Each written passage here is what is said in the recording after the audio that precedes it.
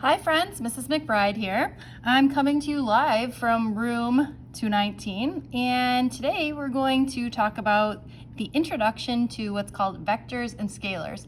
So hopefully you already watched my 1-minute video on Despicable Me on what's a vector. Okay, so the reason why there's a golfer on the front of this particular page, I'm on page 9 of your golf packet, geez Louise, of your note packet, is that we're going to talk a lot about golfing. If your golf game is anything like mine, you never usually putt directly into the hole. It always takes 2, possibly 3 putts. And what you're really doing is you're finding a vector, or figuring out both the force that you have to apply to the ball and the direction. Okay, so here we go. Let's start talking about vectors and scalars. Flipping to page 10. All right, so it seems like a good place to start would be, what is a vector or what is a scalar? So a scalar is a physical quantity with magnitude only. Physical quantity with magnitude only.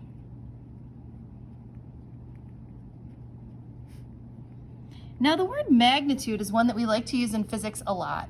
And what does the word magnitude mean? Well, I really have found the word magnitude when they talk about like a magnitude of an earthquake or something like that. For me, the word magnitude means how much. So magnitude is really just asking us the how much. If I said, what is the magnitude of your weight? You might say 150 pounds. Right? What is the magnitude of your bank account? It's really just asking, well, how much is in there, right? I'm going to skip the examples for a second and talk about what a vector is.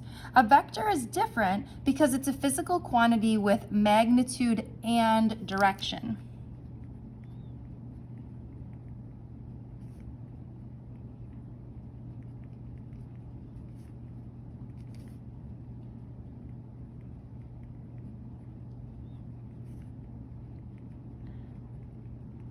Okay, now the direction part, that's a really important piece here. It wants to know both how much and in what direction. Okay, so let's think of some things that would be appropriate for talking about how much only. Okay, so we talked about mass, okay, which is the word that we will use for what is the mass versus the weight. In physics, they're a little bit different. So mass is like 100 pounds. Okay, that's your mass. What else would be something where only the magnitude matters? Well, how about the distance you travel?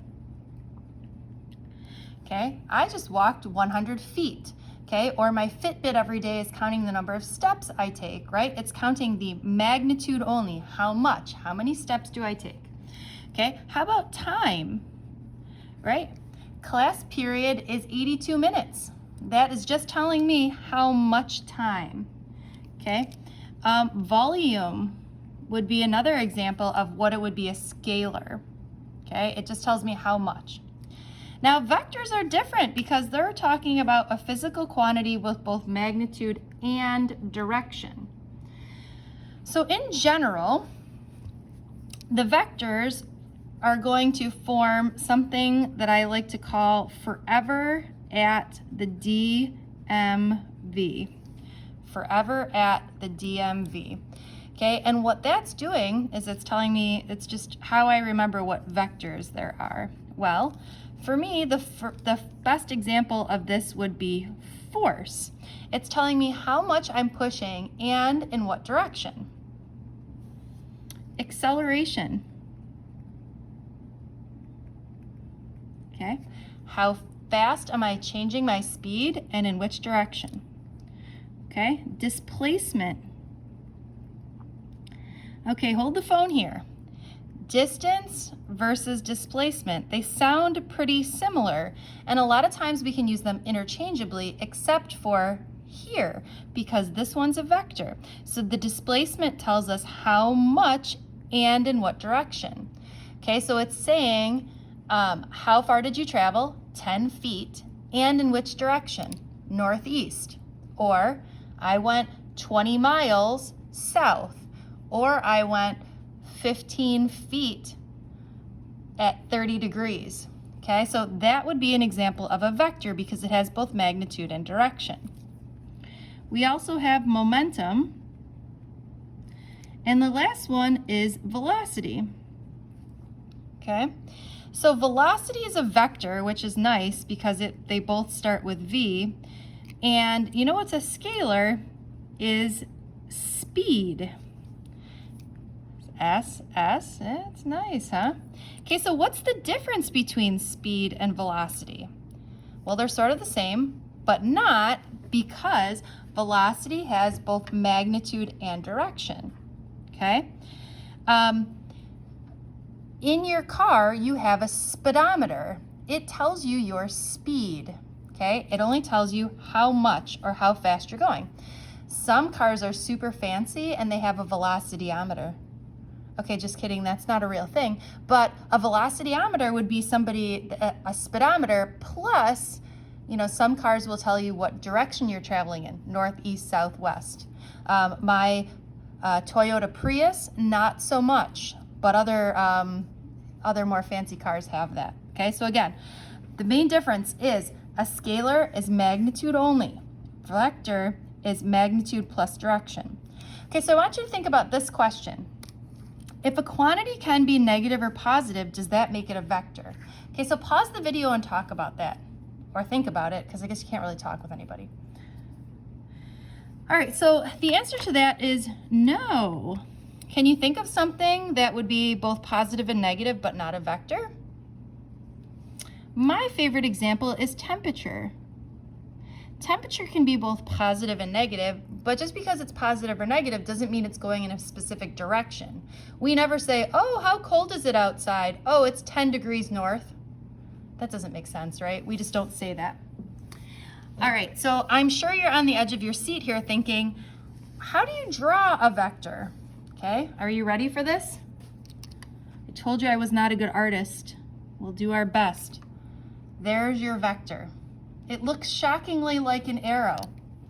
And we're gonna talk a lot about the tip of the vector and also the tail of the vector, okay? But all vectors are represented by arrows. If we're thinking about the direction, because we know that vectors have to have both magnitude and direction, the magnitude is how long. Okay, so for example, if I drew a vector like this, they would be pointing in the same direction, but they would have different magnitudes. This one is longer, this one is shorter, so it has a smaller magnitude, or smaller how much. All right, so the vector direction is the direction of the arrow given by the angle. Okay, so this vector would be pointing in the direction maybe 90 degrees. Okay, this vector would maybe be pointing in the direction 0 degrees. Okay, so in general, we know that this is 0 degrees, 90 degrees, 180, and 270. We don't use radians because we are not that fancy. Also, you'll hear me talk about quadrants. So just a quick review, this is quadrant 1, quadrant 2, quadrant 3, and quadrant 4. If at any point I'm going too fast, just go ahead and stop the video and replay. All right, moving up here. So if we take a look at this vector B, we see it has a certain magnitude, which we could measure with a ruler. And we also could figure out what quadrant is the angle of vector B in. Okay, hopefully you are saying quadrant 3. What would be the exact angle? How would you determine what this angle of vector B was? Well, we would use a protractor. Okay, so if we wanted to measure its magnitude, we would get out a ruler, and if we wanted to measure its angle, we would use a protractor. So next time I see you, well, I'm not sure next time. Next week, we'll talk about using rulers and protractors and see what that looks like. All right, so back to the magnitude of the vector. The best way to determine the magnitude of a vector is to measure its length with a ruler. The length of the vector is proportional to the magnitude or size of the quantity it represents. So we've already talked a little bit about that. So if vector A represents a displacement of 3 miles north, then what does vector B and C represent? So I want you to pause the video and figure out, well, if A is 3 miles north, what is B and what is C? Hopefully you're saying to yourself, well, B looks about twice as long, so if A is 3 miles, then B must be 6 miles. But we're not done because that's only its magnitude and we need its direction. So we're gonna write it like this, 6 miles at, if this is pointing north, then this one would be pointing east. So now this is a vector because it has both magnitude and direction. Okay, how about vector C? For me, I estimated this at around 11 miles. What if you said it was 12? No big deal, as long as you're close. And what direction do you think this is pointing in? Well, we can say this in a couple of different ways. For me, this is pointing northeast, or we could say that this is sort of at a 45-degree angle. You don't need to use both. One of these is fine, but either one is fine. All right. So equal vectors have the same length and direction and represent the same quantity, such as force or velocity. Equal vectors are the equivalent of copying and pasting. So if I have a vector that looks like that, I could basically make a copy and move it over here. I could make a copy and move it over here. Okay, a lot of times you'll see that we'll be copying these vectors to move them to a spot that's helpful to us, okay? An inverse vector has the same length but opposite direction. So if this is my original vector, what do you think the inverse vector would look like? You're right, it would look like this. Same length but opposite direction. Okay, so let's flip to the next page. And I hope you're thinking to yourself, this is great and all, but why do I need this, right? Why is this important to me? Well, vectors, what we're normally going to do is we are going to add them. And the first way that we're going to learn how to add vectors is by doing a method called, oh, I'm sorry about that, tip to tail. Okay? So for example, here's my starting spot. Okay, and I'm going to tell you that I'm going to walk a little bit to the right, and then I'm going to walk a little bit more to the right. Okay, so you might be saying to yourself, well, it seems like you're going to finish to the right. So if I take and I draw my vectors in, and I place that vector tail at the start, and I place the next vector's tail at the tip of the other one, so I've got the tip to the tail, I can figure out that my finish is over here. Okay, so let's give some numbers here just to help.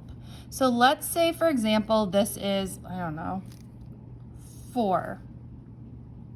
And this one would be 3. Okay, if I wanted to know how far did I really go to the right, okay, what is the result of that adding? I know this is difficult math, but you should be saying to yourself, well, the result is I really went 4 plus 3, or 7 to the right. Okay? And you're thinking to yourself, wow, that is the most complicated way of adding 4 plus 3. Well, this works when we're doing other things. What happens now instead of saying, I want to walk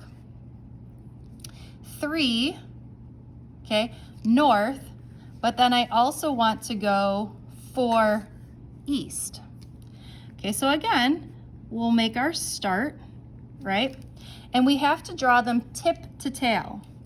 Okay, so I'll place the tail at the start, and then I'll place the tip over here. Okay, and I'll find that this is my finish. Okay, what happens if I wanted to go in the opposite direction? Who wants to go north first? Not me. Okay, you see how I could move this one here? I could go, I have no idea why they have the bells on today.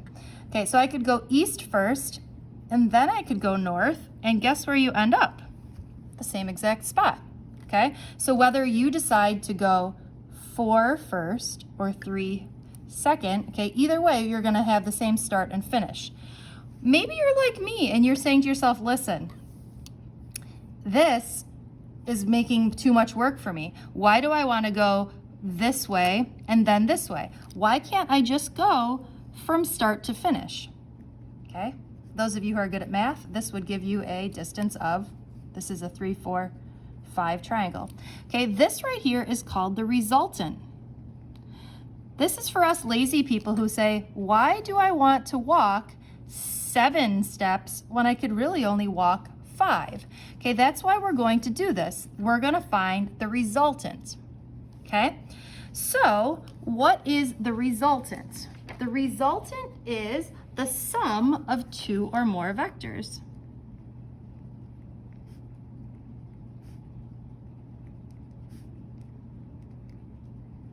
Okay? So again, what we're doing next time in class is we're gonna take a look and see where we can find the resultant. You guys are gonna go on a treasure hunt. You're going to have all of these vectors and you're gonna add them up. But instead of going, 4 then 3, you're gonna find the resultant. Let me just show you one more thing here. We're not gonna worry about this. I wanna show you one more thing of what if we have a whole bunch? Okay, so now I'm just gonna add some more vector friends here. And right now we're only gonna worry about adding vectors that are pointing north, south, east, or west. Okay, so I right now have all of these vectors and I wanna figure out where the finish is, or basically draw in my resultant. My resultant always goes from start to finish. Okay, so I'm gonna add these in any particular order because again, remember, it doesn't matter what order you add them in, you're always going to get to the same spot. Okay, so I start here. Okay, I got my next vector. I've got my next vector. And I've got my last vector. Okay, and what I end up doing is I'm going to finish here, which means that instead of going to the right, then up, then to the left, and then down, right? That seems like a lot of work and a total waste of time. What I'm going to do instead is I'm just gonna go from start to finish. Would you ever go from finish to start? No, it doesn't make sense that you would start at the finish and finish at the start, right? We always go from start to finish. And again, this is called your resultant. All right, so what you're gonna do is, flipping to the next page here, you're gonna do some practice and then you need to submit a picture of this to me just so I can tell. I want you to grab another color, okay? It can either be a marker, a pen, or a pencil. Either way, you need 2 colors, okay? You're going to add the following vectors graphically using the tip to tail method. In each case, start at point A and label the ending point B and draw the resultant vector. I want you to do this in a color from point A to B. All right, so if I look here, we'll do the first, I'll do 2 of them with you and then you're on your own. All right, so first of all, this vector, and it doesn't matter which order I do this in, has a magnitude of 1, 2, 3, 4, 5. Okay, so I'm gonna start at point A and draw its tail.